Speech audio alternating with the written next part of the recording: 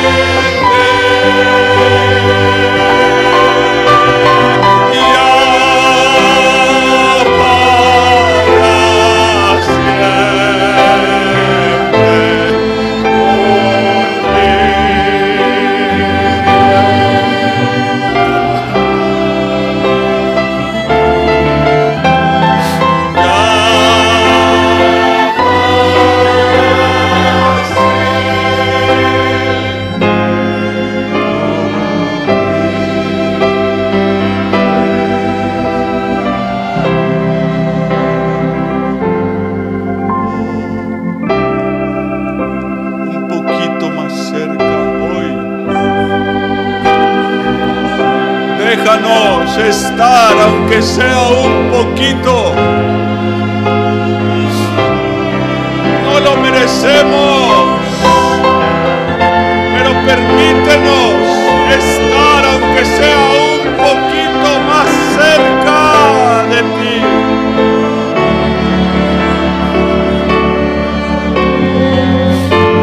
Un poquito.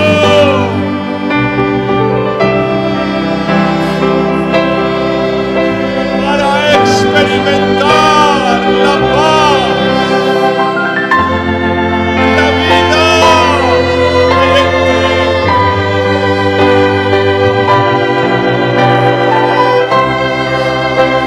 La vida, oh, tu vida. Y dejar a un lado las cargas y el afán, las preocupaciones, los miedos. Hacer a un lado todo para estar un momento en tu presencia, Señor.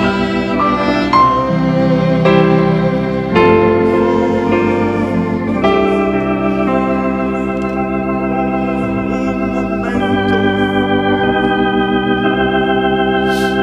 aunque fuere pequeño. Un momentito, Señor amado. Oh, y poder contemplar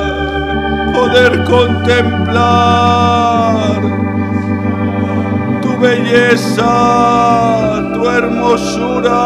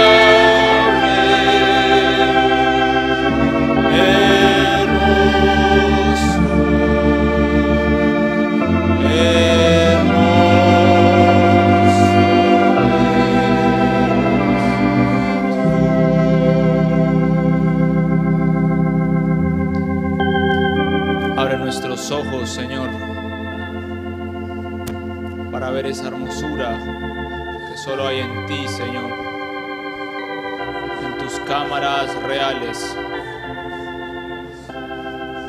porque no podemos verlo, Señor,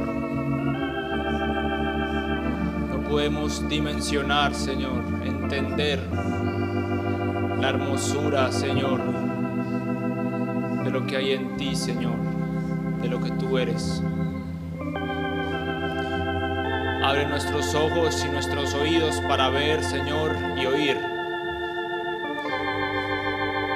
Y nuestro corazón, Señor, y nuestra mente para entender y obedecer.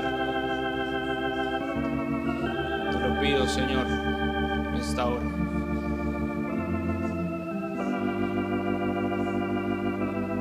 Amén, Señor. Pueden sentarse.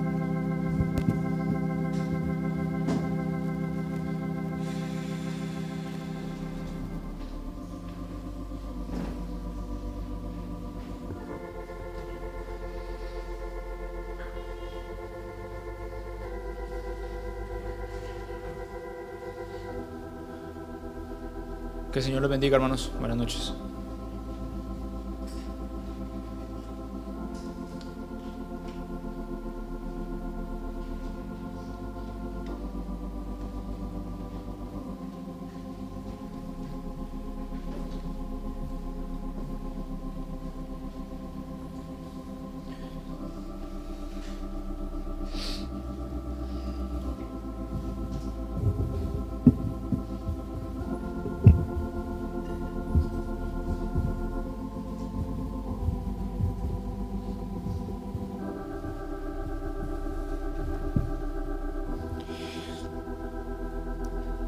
Esta noche quiero compartir con ustedes un pensamiento, algo que he sentido que el Señor ha estado mostrándome en mi vida y que lo he venido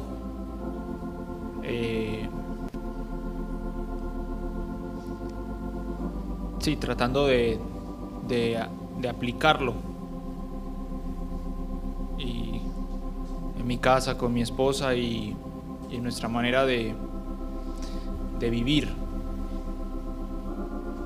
Acompáñame por favor al libro de Hebreos, en el capítulo 12.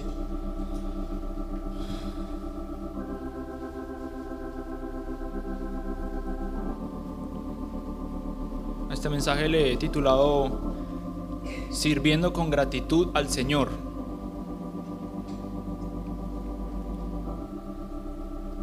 En el versículo 28 del capítulo 12 de Hebreos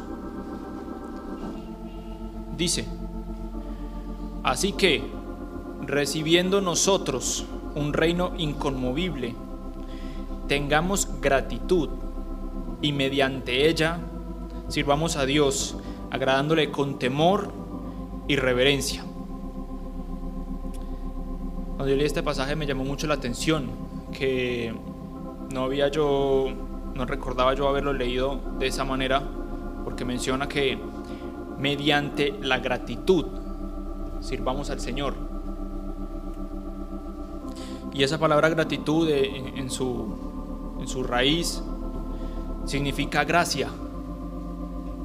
Todos conocemos la gracia, que es esa influencia divina de parte del Señor en nuestras vidas para poder obedecerlo.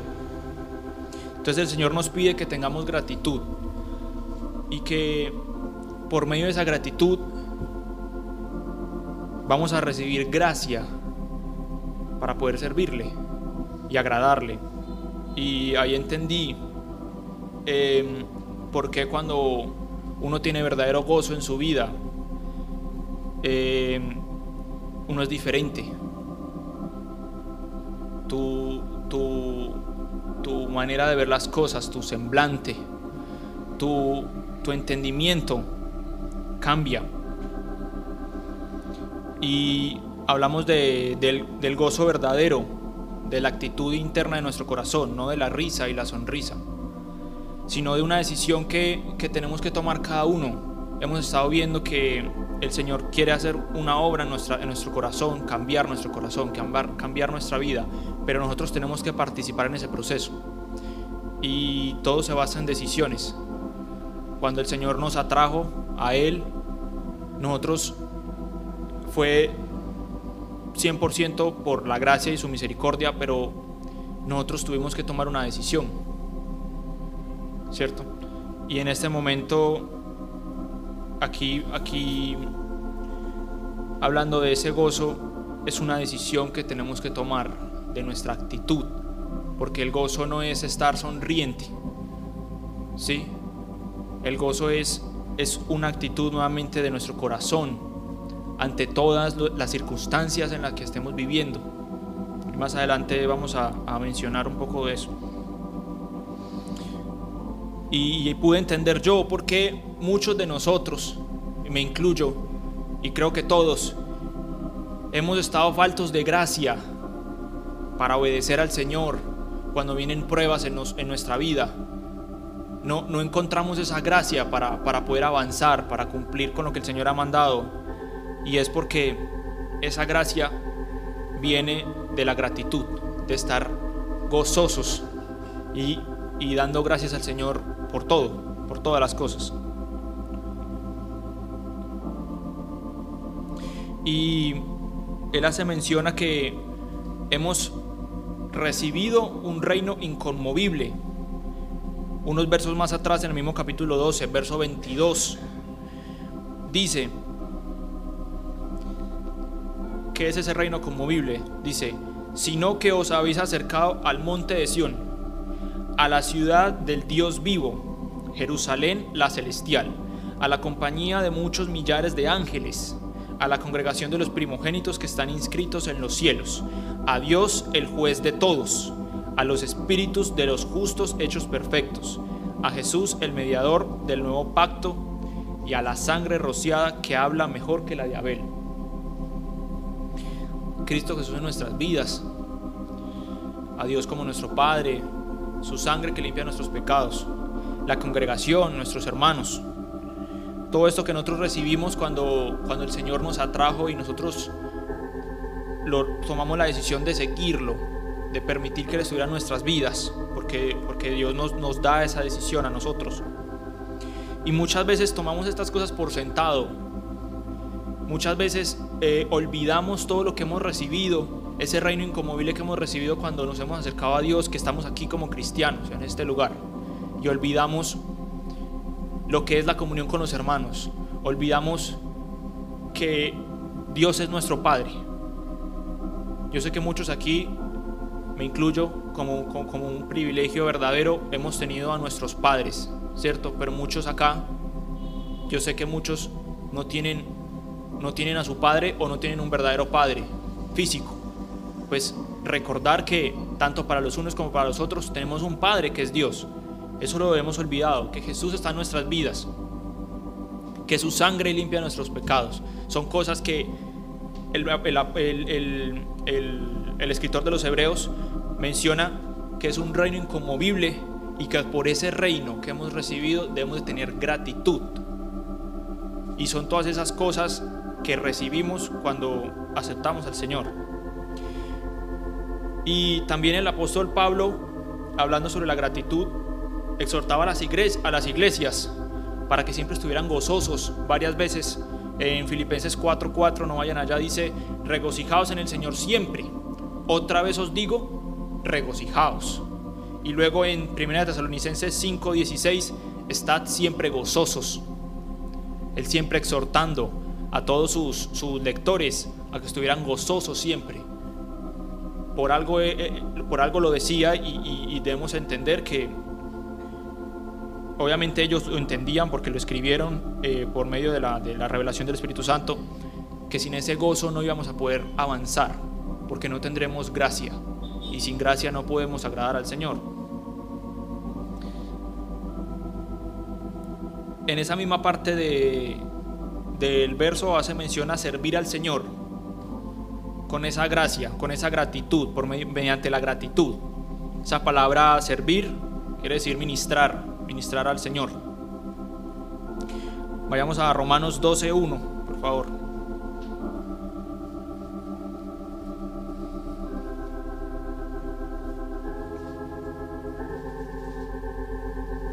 Este versículo todos lo conocemos, nos lo han leído muchas veces desde aquí al frente, nos han enfatizado.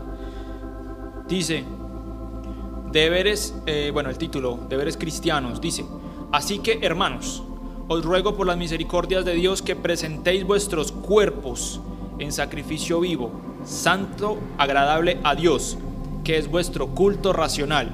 ¿Qué es el culto racional? Es nuestra administración diaria, lo que nosotros debemos hacer diariamente. Eso significa culto racional. Y dice que ese culto racional es que presentar nuestros cuerpos en sacrificio vivo. Yo me ponía a pensar, y nuestros cuerpos. ¿Y por qué nuestros cuerpos? Porque, hermanos, por nuestra boca, nuestra mente, nuestras manos y nuestros pies, con esas partes de nuestro cuerpo son con las que hacemos nuestras obras de cada día, con las que pensamos, con las que hablamos, con las que vamos y venimos y hacemos con nuestras manos. Y es por medio de esas obras con las que ministramos al Señor, pensando en Él, hablando su palabra, ministrándolo, orándole a Él con nuestra boca, con nuestros pies y con nuestras manos, haciendo lo correcto. Entonces, por eso el apóstol Pablo menciona que nuestro culto racional, nuestra actividad diaria para el Señor, es presentar nuestros cuerpos en un sacrificio vivo. ¿Y eso qué significa? Que cuando uno presenta un sacrificio es porque eso que estamos presentando sobre el altar como sacrificio ya no nos pertenece, ya viene a ser algo que el Señor consume, ¿cierto? Y nuevamente, volviendo a lo que mencioné antes, es una decisión. Esto el Señor no nos va a venir a obligar a hablar con nuestra boca, aunque bueno, lo hizo con Balaán, ¿cierto?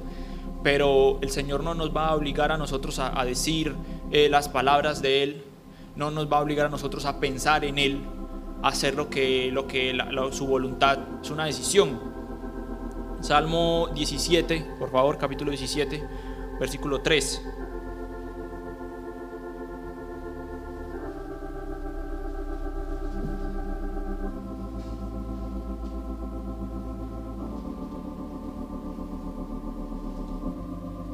Libro de los Salmos, capítulo 17, versículo 3.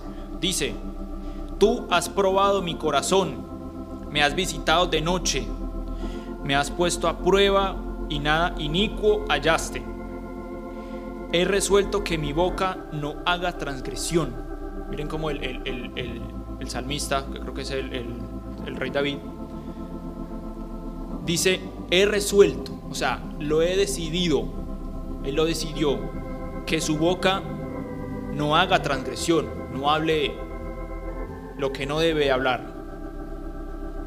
Y en el Salmo 19, 2 hojitas más a la derecha, versículo 14: sean gratos los dichos de mi boca y la meditación de mi corazón delante de ti, oh Jehová, roca mía y redentor mío. El rey David había tomado una decisión de que sus pensamientos, de que su meditación diaria, de que todo lo que él pensaba y hacía en su corazón y con su cuerpo fuera grato al Señor, que fuera agradable al Señor. Es algo que nosotros no tenemos en cuenta en nuestro día a día. Vamos en nuestro día y olvidamos que nuestro culto racional es olvidarnos que nuestra vida nos pertenece, y vamos por ahí pensando lo que no debemos de pensar, haciendo las cosas que, bueno, puede que no estén malas, pero que al mismo tiempo puede que no sean la voluntad del Señor. Olvidamos buscarlo, orarle, alabarle, leer su palabra, utilizar todo nuestro cuerpo para agradarlo a Él, para ministrarlo constantemente. Y yo me ponía a pensar que nuestros pensamientos son muy difíciles de controlar. yo llegaba a esa conclusión, pero al mismo tiempo podía reconocer que nosotros sí podemos decidir qué pensamos.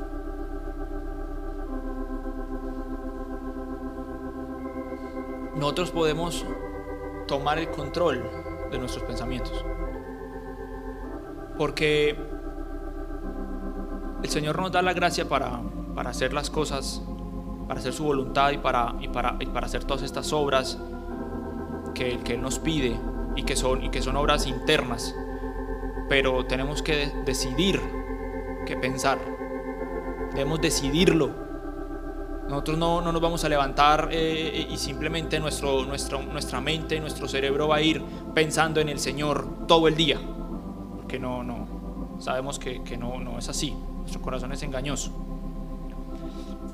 Y todos aquí hemos experimentado que estando trabajando, estando en el carro, estando haciendo las labores de la casa, estando estudiando, podemos estar cantando al Señor, podemos estar orando, podemos estar meditando en su palabra. Muchos aquí sé que he escuchado testimonios de que han encontrado al Señor en medio de esas labores cotidianas, en las que normalmente podríamos pensar que no es un momento donde uno encuentra al Señor, pero que es justamente eso lo que el Señor pide de nosotros. Como decía Elías, en la presencia del Señor en la que yo estoy todo el tiempo. Elías andaba en la presencia del Señor, y para andar en la presencia del Señor tenemos que tener ese sacrificio, ese cuerpo, haber presentado ese cuerpo diario como un sacrificio. Y el Señor me mostraba que nuestros pensamientos son el centro de todas nuestras decisiones y todas nuestras obras. Porque si a nuestros pensamientos no llegan las iniquidades y el pecado, nosotros nunca vamos a obrar. Porque para poder hacer algo primero tenemos que pensarlo. Si vamos a hacer algo malo, primero tenemos que pensarlo. Si vamos a hacer una mentira, primero tenemos que pensarla. Entonces, si esa iniquidad nunca llega a nuestros pensamientos, porque nuestros pensamientos van a estar ocupados en el Señor, nosotros no vamos a cometer iniquidades, no vamos a pecar, porque para poder hacer o decir cualquier cosa tenemos que pensarla primero. Y me mostraba el Señor que cuando Él se ha inclinado para mirar la tierra, como sucedió en Génesis 6, versículo 5, que dice que vio Jehová que la maldad de los hombres era mucha en la tierra, y que todo designio de los pensamientos del corazón de ellos era de continuo solamente al mal. ¿Qué se acercó el Señor? Que cuando el Señor se inclinó, ¿qué fue lo que miró? Los pensamientos, el corazón. Porque como dice Jesús en los evangelios cuando estuvo en su primera venida, que hablando por ejemplo del adulterio, que si tú codicias a una mujer en tus pensamientos, ya adulteraste con ella en tu corazón. O sea, no tienes que hacerlo. No tenemos que nosotros hablar la mentira con nuestra boca para ya haber mentido delante del Señor. Solamente con nuestros pensamientos ya hemos mentido muchas veces. Así nunca salga de nuestra boca, porque el hecho de pensarlo ya es pecado. Ya estamos faltando al Señor, a lo que Él nos ha pedido. Por eso el Señor, cuando se ha inclinado a la tierra, lo que mira es el corazón y los pensamientos, porque de allí viene todo el pecado. Y yo me quedo con eso y no he dejado de pensar todo eso en estos días. Si las iniquidades no llegan a nuestros pensamientos, nosotros nunca vamos a hacer los pecados, nunca vamos a cometer pecado.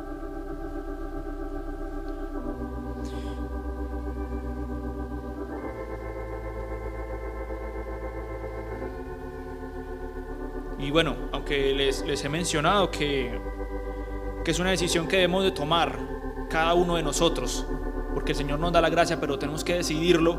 También debemos de pedirle al Señor que examine nuestro corazón porque no conocemos lo que hay en nuestro corazón. No conocemos la profundidad del engaño de nuestro corazón.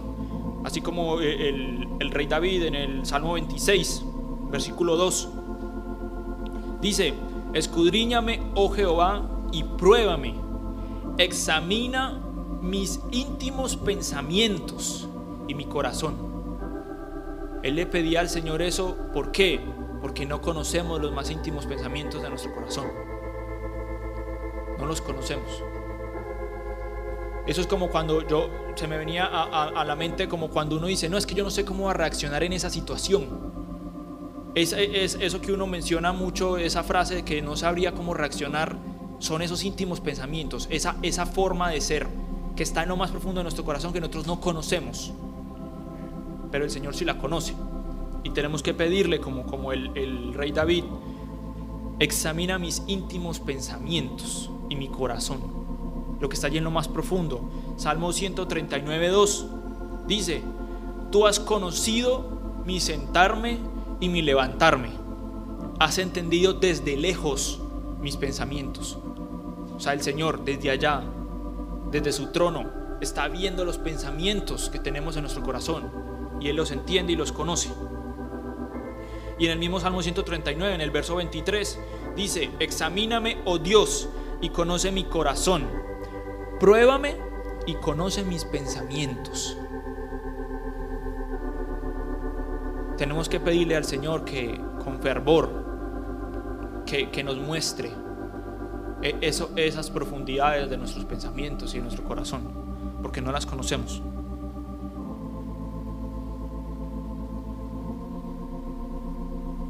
Acompáñenme a Primera de Pedro, capítulo 4.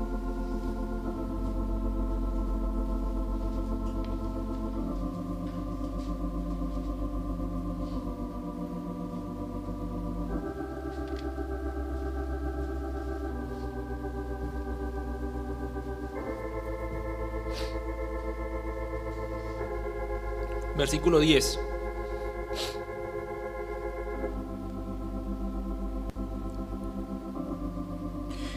Cada uno, según el don que ha recibido, ministrelo a los otros como buenos administradores de la multiforme gracia de Dios.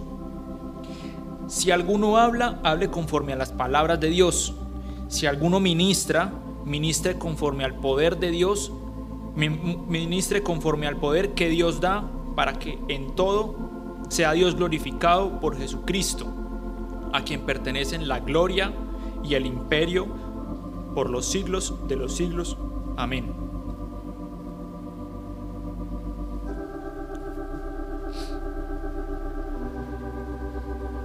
Todos, hermanos, yo personalmente creo que todos nosotros tenemos dones que el Señor nos ha dado. Y si alguno cree que no lo tiene, pues pídaselo al Señor, que el Señor se lo va a dar. Y muchos de nosotros puede que no sepamos que tenemos dones, otros sí lo saben, porque es muy evidente. Pero muchos de nosotros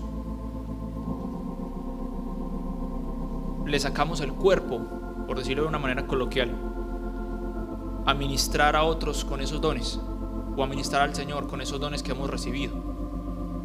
Dones como la enseñanza, dones como el servicio, que son cosas que el Señor ha puesto en nosotros y que nosotros damos por hecho que sí, están allí y más nada. No estamos haciendo uso de esos dones que el Señor nos da para ministrar al Señor y a nuestros hermanos, a esta congregación.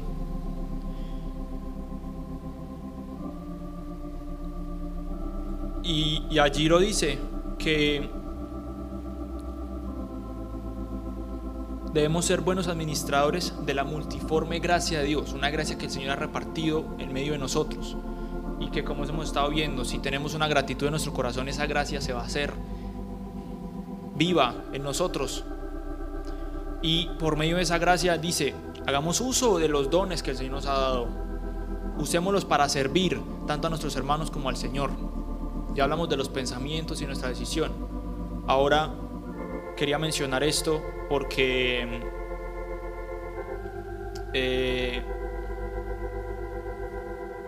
es algo que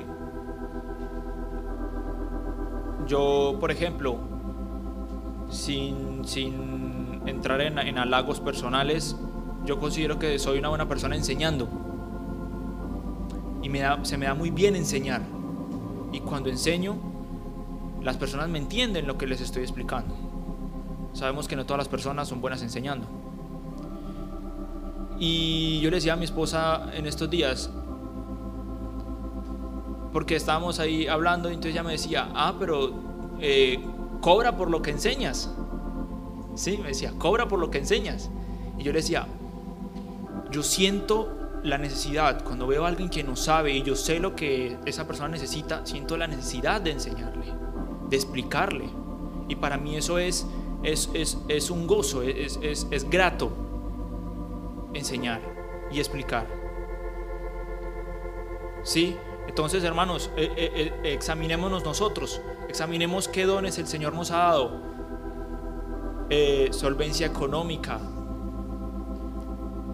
Muchos tienen el don de la profecía. ¿Sí? Todos esos dones que el Señor nos ha repartido en medio de nosotros, examinemos y usémoslos conforme a esa gracia que el Señor nos ha dado para ministrar a nuestros hermanos y al Señor.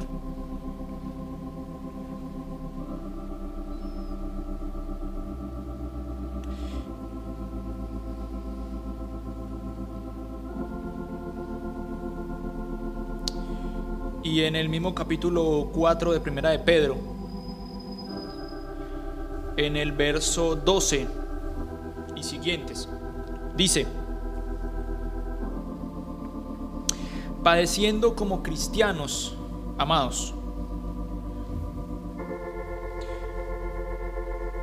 Ok, ese era el título, es que no lo copié bien. Amados, no os sorprendáis del fuego de prueba que os ha sobrevenido, como si alguna cosa extraña os aconteciese, sino gozaos por cuanto sois participantes de los padecimientos de Cristo, para que también en la revelación de su gloria os gocéis con alegría. Si sois vituperados por el nombre de Cristo, sois bienaventurados, porque el glorioso Espíritu de Dios reposa sobre nosotros. Ciertamente de parte de ellos Él es blasfemado, pero por vosotros es glorificado. Así que ninguno de vosotros padezca como homicida, o ladrón, o malhechor, o por entrometerse en lo ajeno. Pero si alguno padece como cristiano, no se avergüence, sino glorifique a Dios por ello, porque es tiempo de que el juicio comience por la casa de Dios. Y si primero comienza por nosotros, ¿cuál será el fin de aquellos que no obedecen el evangelio de Dios? Si el justo con dificultad se salva, ¿en dónde aparecerá el impío y el pecador? De modo que los que padecen según la voluntad de Dios encomienden sus almas al fiel Creador y hagan el bien. Aquí volviendo a lo que mencionaba al principio, el pueblo de Dios está pasando por muchas pruebas. Podemos verlos en nuestras vidas, en las vidas de nuestros hermanos. Muchos de nosotros hemos estado en dificultades o estamos en dificultades en este momento. Y es la oportunidad de oro, como se dice, para que empecemos a practicar esa gratitud en nuestras vidas. Todos estamos agradecidos cuando todo va muy bien. Todos estamos agradecidos cuando el Señor nos ha provisto de todo lo que necesitamos y más. Pero en el momento de la prueba, de la dificultad, cuando nos llegan esos momentos oscuros en nuestra vida, aquí dice el apóstol Pedro: gozaos. Gozaos. Y hermanos, lo digo de verdad con entendimiento. Con entendimiento. Y yo lo he estado practicando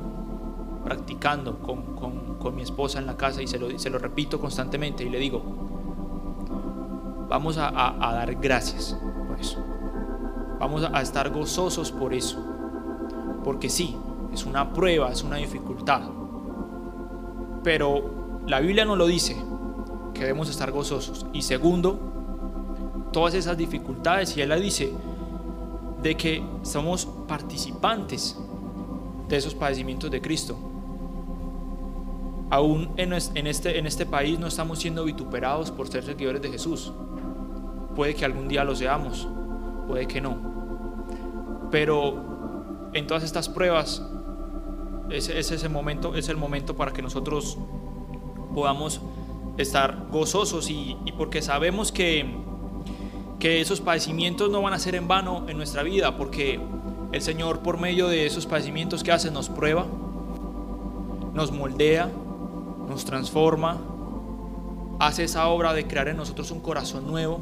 Y si nosotros, como nos ha explicado el pastor todos estos días, permitimos que el Señor haga esa obra, haciendo nosotros nuestra parte, congregándonos, buscándole y alabándole, dando nuestros diezmos y nuestras ofrendas, teniendo gratitud, entonces vamos a salir victoriosos de esas dificultades. Dice el 1 de Corintios capítulo 15, versículo 58.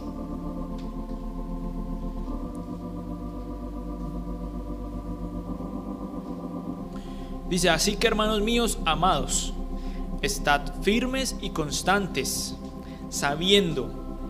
creciendo en la obra del Señor, siempre sabiendo que vuestro trabajo en el Señor no es en vano.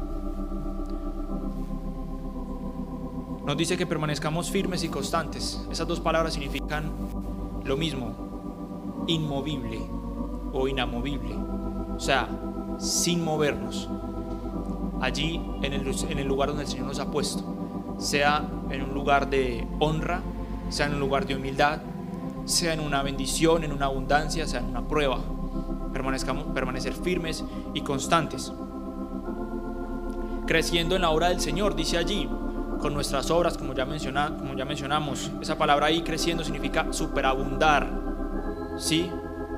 O sea, ser abundantes en nuestro crecimiento y con nuestras obras.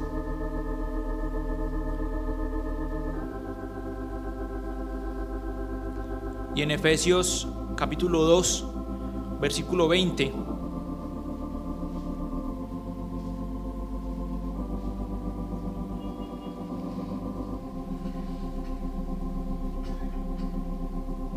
dice: edificados sobre el fundamento de los apóstoles y profetas, siendo la principal piedra del ángulo Jesucristo mismo, en quien todo el edificio bien coordinado va creciendo para ser un templo santo en el Señor, en quien vosotros también sois juntamente edificados para morada de Dios en el Espíritu.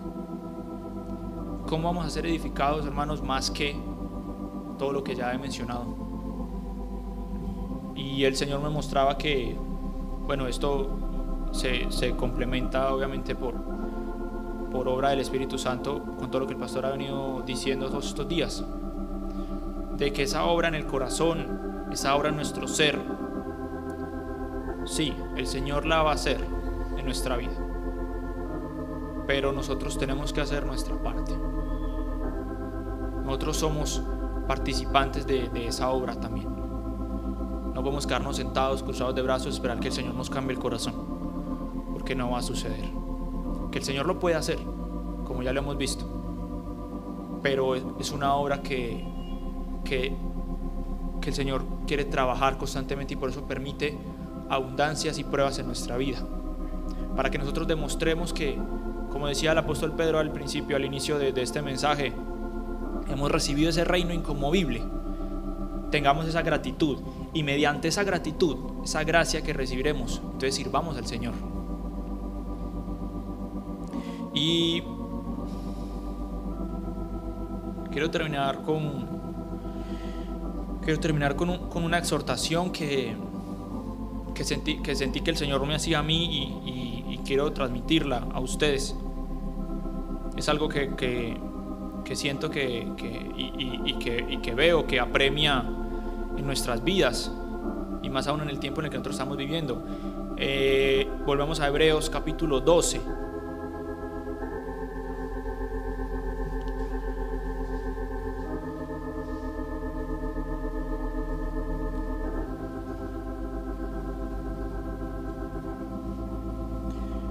El verso 25 dice: mirad que no desechéis al que habla, porque si no escaparon aquellos que desecharon al que los amonestaba en la tierra, mucho menos nosotros, si desecharemos al que amonesta desde los cielos. Esto no lo digo por mí, hermanos, ni por este mensaje. Lo digo de verdad con un corazón humilde, con un corazón humillado, de que muchas veces en nuestro corazón hemos desechado al que habla y por ende a la palabra de esa persona que habló. Muchas veces hemos desechado ese mensaje. Ni nos damos cuenta que lo desechamos, porque muchas veces es así. En nuestro corazón simplemente no lo tenemos en cuenta, lo eliminamos de nuestros pensamientos, y aquí nos amonestan y nos llaman la atención de que si no escaparon aquellos que estaban menospreciando al que los amonestaba en la tierra, mucho menos nosotros, si estamos desechando al que amonesta desde los cielos, y hablando en un término general de toda la palabra que Dios habla por medio del que se para aquí, por medio del hermano, por medio de tu cónyuge, por medio de tu hijo, por medio de tu padre, por medio de tu hermano. Todas esas palabras que recibimos de parte de los otros que vienen del Señor, no desecharlas. Y dice 1 Corintios 15, versículo 57: mas gracias sean dadas a Dios, que nos da la victoria por medio de nuestro Señor Jesucristo. Amén. Dios los bendiga, hermanos.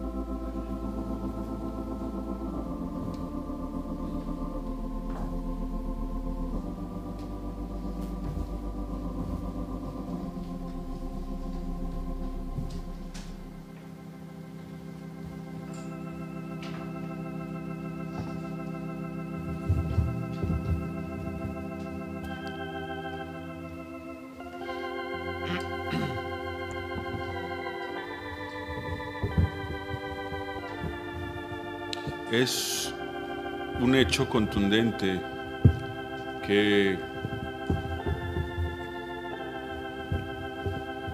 la mayoría de las personas que se niegan a servir lo hacen porque tienen un problema con su manera de pensar.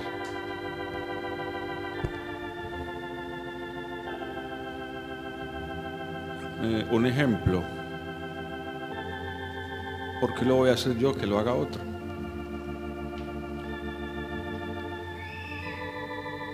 Cuando alguien piensa que no debería hacerlo porque eso no le corresponde, sino que le corresponde a otro, básicamente esa persona se está sintiendo mejor que la otra persona. O sea, me estoy sintiendo superior. ¿Me hago entender? Cuando yo pienso en mi corazón, en mi mente, no, pero eso, ¿yo para qué lo voy a hacer? Que lo haga otro. Porque es que servir implica humillarse, ¿no? ¿Sí o no? Implica, porque es posible que cuando hagas lo que hagas nadie te dé gracias, o que lo hagas, o que lo que hagas no quede tan perfecto que las personas de pronto te critiquen, o que no lo hagas al gusto de otros. Servir implica humillarse. Entonces la idea, el pensamiento que prolifera en la mayoría de personas es que lo haga otro. Pero esa idea es sentirse más que los demás, y eso es un error. La Escritura desde el principio nos muestra el problema de eso entre Caín y Abel. Caín se creía mejor que su hermano, por eso no pudo soportar que Dios aceptara la ofrenda de su hermano y la de él no. Pero no se daba cuenta que estaba aceptando la ofrenda de su hermano y estaba rechazando la de él por causa de sus pensamientos. Y es tremendo, hermanos, porque después de que sabemos lo que pasó, Caín se pone muy bravo. Seguramente, no sé si al día siguiente, no lo dice, pero sé que no pasó mucho tiempo, le dice a su hermano: salgamos al campo. ¿Y qué hace? Lo mató. O sea, por lo menos durante una noche se acostó y planeó lo que iba a hacer. Voy a decirle a mi hermano que me acompañe al campo, voy a llevarlo lejos y voy a matarlo. O sea, lo planeó. Lo estuvo pensando durante mucho tiempo. ¿Saben qué me impacta? Porque vengo meditando en ese pasaje hace mucho rato. Y ahora que el hermano Pablo estaba hablando de los pensamientos, me regresó eso que he estado estudiando o meditando, porque hay cosas que estudio y que medito y que no termino compartiéndolas. Y es que cuando el Señor lo confronta y le dice: Caín, ¿dónde está tu hermano? Le dice: ¿acaso yo soy el guardián de él? Y el Señor le dice: ¿qué has hecho? La voz de la sangre de tu hermano clama desde la tierra. El Señor le dice: ahora serás maldito de la tierra. Y cuando la labres no te dará tu fruto. Errante y extranjero andarás por la tierra. ¿Y saben qué hace Caín? Esto es muy tremendo, hermanos. Esto es muy apasionante para mí. ¿Saben qué hace Caín? ¿Qué dice Caín? ¿Alguien recuerda? Este castigo es demasiado grande para mí, no puedo soportarlo. Se hace la víctima. Él acaba de matar a su hermano y ahora él es la víctima. ¿Lo pueden ver? Es aterrador. Acaba de matar a su hermano, lo meditó en su cabeza, lo planeó. Y ahora que Dios lo confronta, él es la víctima. Estás castigando de una manera muy severa. ¿Ven el problema con sus pensamientos? Me gustó mucho el verso que el hermano tocó acerca de la multiforme gracia de Dios en 1 de Pedro 4:10. ¿Somos qué? Administradores de la multiforme gracia de Dios. ¿Qué significa eso? Que la gracia de Dios se manifiesta de múltiples maneras, de muchas formas. Y la mayoría de veces que la gracia de Dios se está manifestando, no la vemos. Cuando Dios rechazó la ofrenda de Caín, ¿sabe qué estaba manifestándole? ¿Lo pueden ver o no? ¿Sabe qué estaba dándole Dios a Caín? Gracia. Estaba dando gracia. ¿Cómo lo sé? ¿A cuánto les falta paciencia? A ver. ¿Cuántos tienen problemas con la paciencia aquí? Todos, ¿no? Y se ríen. ¿Y cómo se consigue la paciencia según la Biblia? ¿Qué produce la paciencia? Esa parte sí no la saben, ¿no? O mejor no decirla. ¿Qué produce la paciencia? La prueba. No sé cómo sería la relación de Caín con su hermano, pero algo me dice que le faltaba paciencia. Es más, tengo la sospecha de que Caín era muy diestro. Labraba la tierra, adquirió técnicas para labrar la tierra, no sé cómo. Era un hombre muy diestro y tenía poca paciencia con su hermano. Su hermano se dedicó a criar ovejas. Es una suposición mía.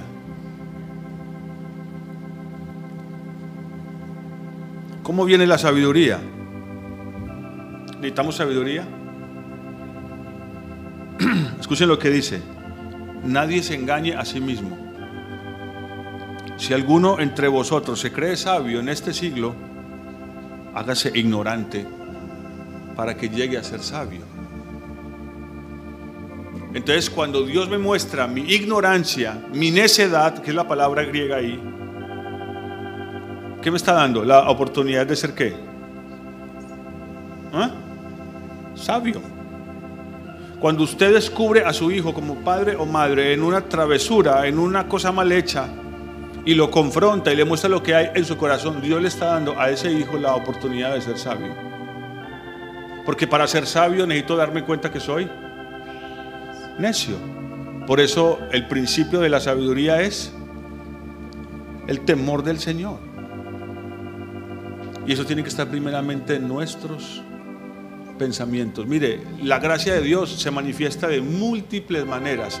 Ahí estaba el apóstol Pablo, el gran apóstol Pablo, experimentando un aguijón en la carne que lo oprimía, que tal vez lo llevó a experimentar depresión, no lo sé, angustia, dolor, sufrimiento. Y él ora al Señor para que le quite eso. ¿Y cómo le responde Dios?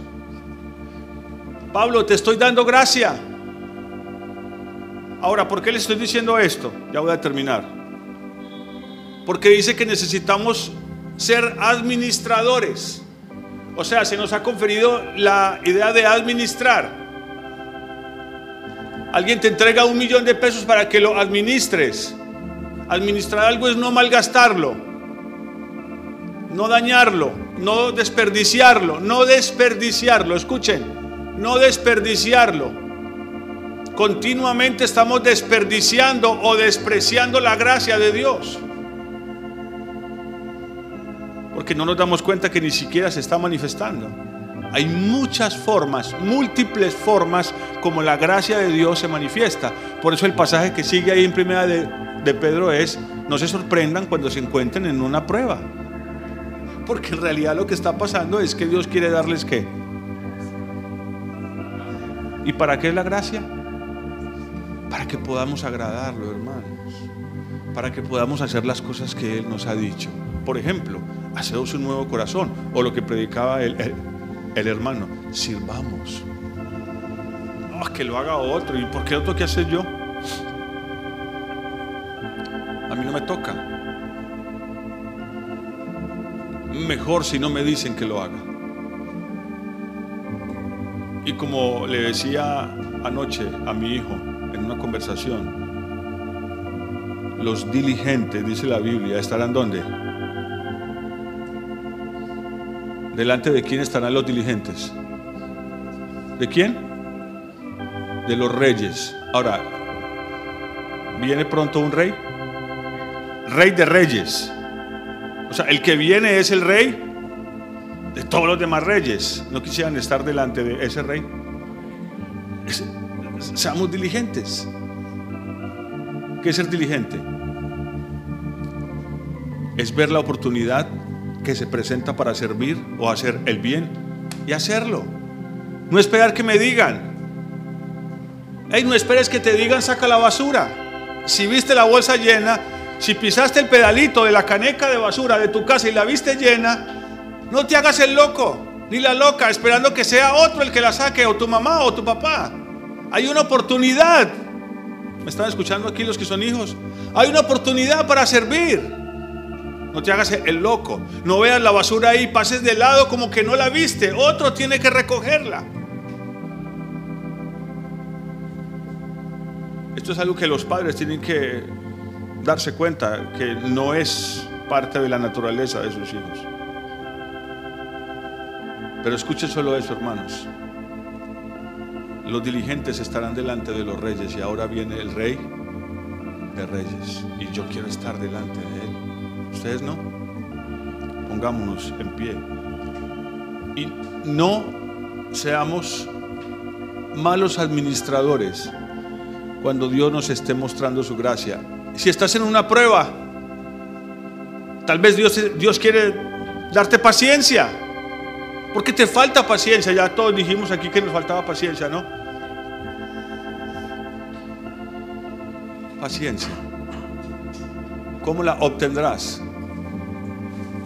Sí, seguramente necesito orar, pedir al Señor, pero la misma prueba es la forma extraña, multiforme de Dios para que yo obtenga esa prueba. Es la multiforme manera de Dios para que yo obtenga su gracia. Y sí, la Biblia dice que al que le falta sabiduría, ¿qué tiene que hacer? Pedirla, pero la sabiduría empieza dándose cuenta cuán necio soy. Pero el problema es que cuando me descubren en mi necedad, ¿qué digo? Yo no soy así. No soy así, lo que pasa es que me equivoqué.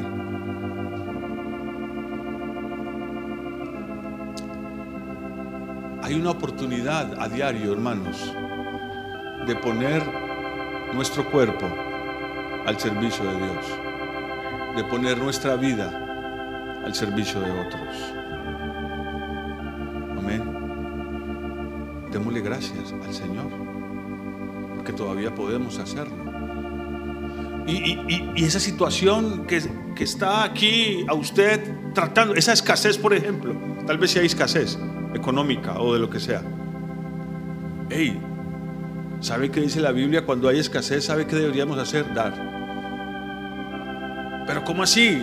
Es una ironía. Tengo escasez de dinero y voy a dar si es que no tengo. Tal vez Dios quiere que des otra cosa, tiempo, o tu propia vida, como dice Romanos 12. Da algo, da. Pero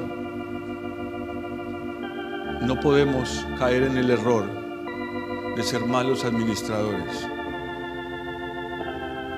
porque las cosas que se nos han conferido no son cosas materiales, hermanos, son cosas celestiales.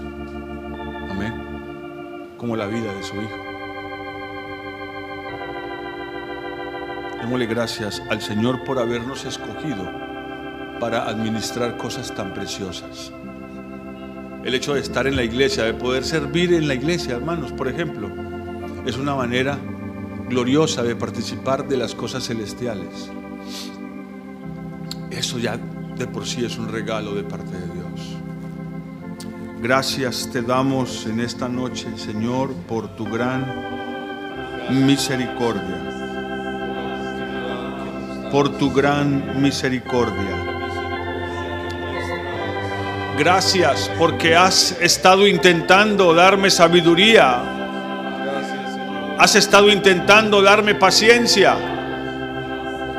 Has estado intentando abrir mis ojos para que confíe en ti, Señor. ¿Y cómo confiaría en ti si no paso por tiempos de escasez? ¿Cómo habría de creer que tú eres el que me cuida y me provee si no pasase por tiempos de escasez, mi Señor? ¿Cómo llegaría a conocerte como el Dios que puede sanarme o darme gozo y fuerza en medio de la enfermedad si nunca he estado enfermo, Señor? Gracias por las múltiples maneras en que tu gracia viene a nosotros, de las múltiples formas en que tu gracia se manifiesta a nuestra vida. Abre nuestros ojos, que no nos consideremos mejores que otros, mi Señor. Que no menospreciemos la vida de nadie, Señor. No somos mejores que otros. Danos, por favor, una manera de pensar adecuada acerca de nosotros mismos, Señor. Es el consejo que tu palabra nos da. Y que no desaprovechemos ninguna oportunidad para administrar tu gracia, para recibirla, para acumularla en nuestra vida. Que sea gracia sobre gracia, como también lo dice tu palabra. Esa gracia sobre gracia es la abundancia en la vida de alguien que ha estado acumulándola, Señor, y yo quiero ser uno de esos. Alabado sea tu nombre, Señor. Bástame tu gracia, Señor. Mi alma en pruebas fortalece. Si la noche oscura está,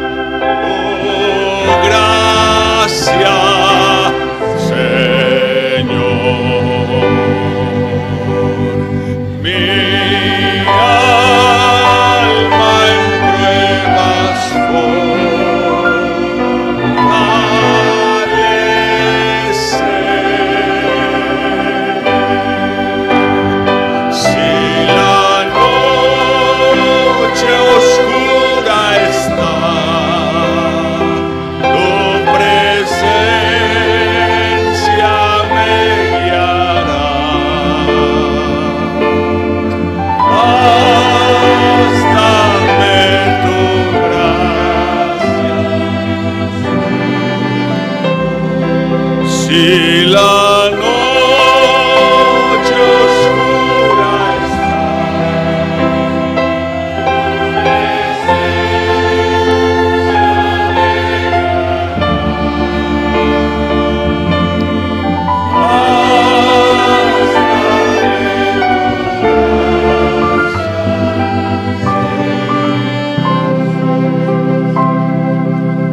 gracias, Padre. Gracias. Gracias porque tú tienes cuidado de nosotros. Bendito seas. Bendito seas. Abre nuestros ojos. Toda prueba, toda situación difícil, toda situación adversa es una oportunidad para llenarnos de tu gracia, para adquirir sabiduría, para ser pacientes, para aprender a esperar y a confiar en ti, Señor. Enséñanos, pues, el camino y danos la gracia para pensar correctamente, Señor. Gracias, Señor.